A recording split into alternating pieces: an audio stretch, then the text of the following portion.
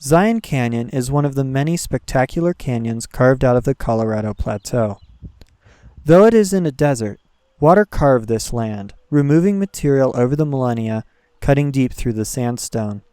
This flowing water has formed a land rich in amazing formations, such as the Subway and the Zion Narrows. Water has also created one of Zion's most unique habitats, the hanging gardens. Here, water flows from the rock.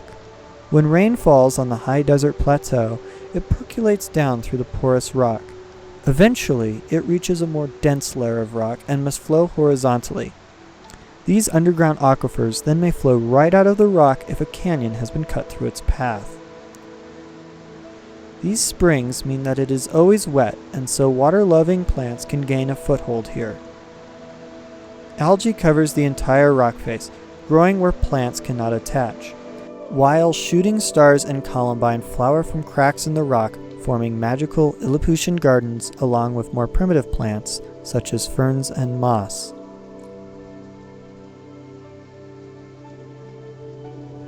American dippers build their nests among the plants clinging to the wall.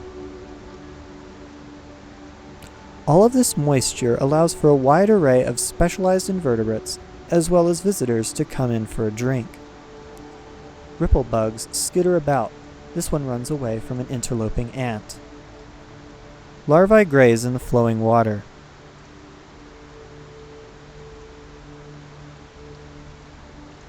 This cranefly uses its long legs to stride over the wet algae and rock. Just above the surface, long-jaw orbweaver spiders spin webs to trap any insects coming in for a drink. However, one species here is a little more emblematic and special: the Zion Snail. This tiny snail is endemic to hanging gardens in only a 3-mile stretch of canyon. Grazing on algae, they move slowly along the rock face.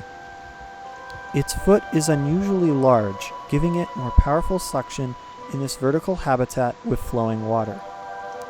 Likewise, its thin, smooth shell helps reduce drag, being similar to many unrelated stream-dwelling snails.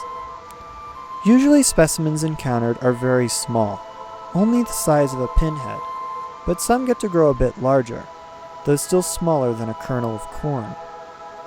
They were described in 1925, just 6 years after Zion National Park was established, by malacologist Henry Pilsbry, who was very excited by his discovery of this snail living in these unique habitats.